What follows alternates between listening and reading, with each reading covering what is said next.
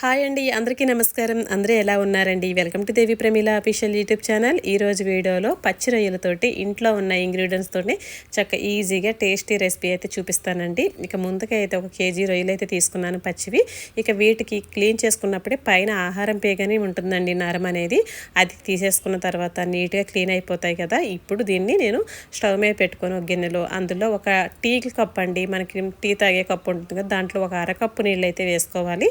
ఇంకా వేసుకున్న తర్వాత అందులో 2 స్పూన్ల అల్లం వెల్లిపాయ పేస్ట్ అయితే వేసుకొని, మనకి నీళ్ళు ఏంటంటే కొంచెం అడుగు పట్టకుండా ఉంటుందని చెప్పేసి వేసానండి. లేదంటే మనకి రొయ్యల్లోనే ఫుల్ వాటర్ అనేది వస్తుంది. ఈ అల్లం వెల్లిపాయ పేస్ట్ కూడా చక్కగా స్టోరేజ్ చేసుకునే వీడియోని మన ఛానల్లో పెట్టానండి.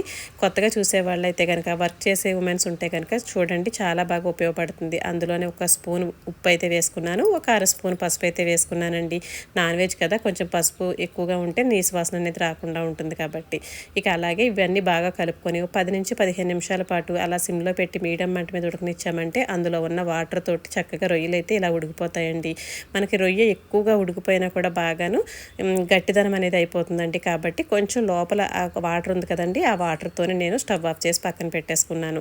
ఇక అందులో వేయాల్సింది జీడిపప్పు. ఈ జీడిపప్పు కూడా ఏంటంటే మనకి బద్ద ఉంటే పర్వాలేదండి, లేదంటే నా దగ్గర ఉన్న గుండు కాబట్టి కొంచెం ఫాస్ట్గా అయిపోద్దని ఇలా దంచుకుంటున్నాను. ఆప్షనల్ అండి, ఉంటే వేసుకోవచ్చు, లేదంటే లేదు. ఎందుకంటే రొయ్యలు కొలెస్ట్రాలే, జీడిపప్పు కొలెస్ట్రాలే కాబట్టి ఆ ప్రాబ్లం ఉన్న వాళ్ళైతే కనుక జీడిపప్పుని అవాయిడ్ చేసి కూడా సింపుల్గా ఇలా చేసుకోండి. టేస్టీగా చాలా బాగుంటుంది రొయ్యల ఫ్రై అనేది.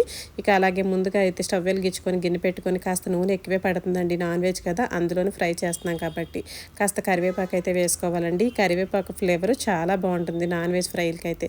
అలాగే ఒక పెద్ద ఉల్లిపాయనైతే సన్న ముక్కలుగా కట్ చేసుకొని, ఇదిగోండి ఇలా వేసుకున్న ఉల్లిపాయ ముక్కల్ని గోల్డెన్ బ్రౌన్ కలర్ వచ్చే వరకు చక్కగా వేయించుకోవాలండి. అందులోనే కారానికి ఒక 3-4 పచ్చిమిరపకాయలు చిన్న ముక్కలుగా కట్ చేసుకొని వేసుకున్నాను. కొంచెం స్పైసీగా తినేవాళ్ళు అయితే కనుక ఇంకొంచెం ఎక్కువ వేసుకోవచ్చండి. ఇంకా ఆల్రెడీ మనం కారం, గరం మసాలా ఇవన్నీ వేస్తాం కాబట్టి స్పైసీ అనేది సరిపోతుంది కేజీ రొయ్యలకి. ఇలా బ్రౌన్ కలర్లో చక్కగా వేగిన తర్వాత ముందుగా పెట్టుకున్న జీడిపప్పు పలుకులను కూడా వేసుకొని కాస్త ఇవి కూడా దోరగా వేగేటట్టుగా నిదానంగా సిమ్లోనే పెట్టి వేయించుకుంటే కనుక మనకి మాడకుండా ఉంటుందండి. అందులోనే కొంచెం వేయాల్సిన ఆయిల్ కన్నా కూడా కొంచెం తక్కువ ఆయిల్లోనే ఫ్రైని నీట్గా చేసుకోవచ్చు అన్నమాట.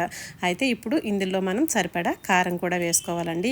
కారం స్పైసీని బట్టి మనం తినేదాన్ని బట్టి కొంచెం చూసుకొని వేసుకోవచ్చండి. నేనైతే 2 స్పూన్ల కారం అయితే వేసాను. ఈ కారం కూడా కాస్త నూనెలో అలా వేగిందంటే కనుక కారం మనకి ఆ కలర్ ఏదైతే ఉంటుందో చక్కగా మనకి నూనెలోకి వచ్చి మనం వండే కూరలకు కానీ ఫ్రైలకు కానీ చక్కగా పట్టుకొని మంచి కలర్ అయితే వస్తాయండి. ఇక సరే, ఈ కారం కూడా ఇలా వేగింది కదా. ఇక ఇప్పుడు ఇందులో ఉడికించుకున్న చక్కగా కొంచెం వాటర్ ఏదైతే ఉందో ఆ వాటర్తో పాటుగా రొయ్యలను అయితే ఇందులో వేసేసుకుంటున్నాను. ఇవి సిమ్లోనే నిదానంగా పెట్టి మనం వేయించుకోవాలండి. అప్పుడే మనకి రొయ్య లోపలైతే ఉడికింది కదా, ఇప్పుడు పైన మనకి వేగుతుందండి. కరెక్ట్గా సరిపోతుంది. కొంచెం జ్యూసీగా బాగుంటుందండి రొయ్య అనేది. ఎక్కువ ఉడికిపోవడం లేదంటే ఎక్కువగా హై ఫ్లేమ్లో పెట్టి ఆయిల్ ఎక్కువ వేసి వేగించడం వల్ల రొయ్య అనేది గట్టిగా అయిపోతుందండి.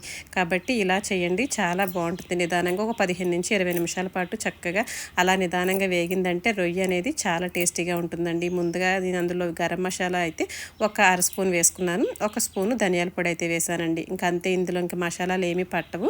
ఇంకా గ్రేవీ కూడా చూసారు కదా, మనం కొంచెం జీడిపప్పు అనేది దంచి వేసాము. తర్వాత ఉల్లిపాయ కూడా ఒక పెద్ద ఉల్లిపాయ వేసాం కాబట్టి కేజీ రొయ్యలకి కరెక్ట్గా గ్రేవీ కూడా మనం కలుపుకుంటే సరిపోయేంతగా వచ్చింది. ఇక తర్వాత కొంచెం సాల్ట్ మనం చూసుకొని మళ్ళీ ఇప్పుడు మనం ఉడకబెట్టేటప్పుడు వేసామండి 1 స్పూను. తర్వాత ఇప్పుడు అనేది వేసుకొని ఇంకా కొంచెం బాగా నిదానంగా సిమ్లో పెట్టి వేగించుకుంటే చూసారు కదా, ఇలా ఉందన్నమాట.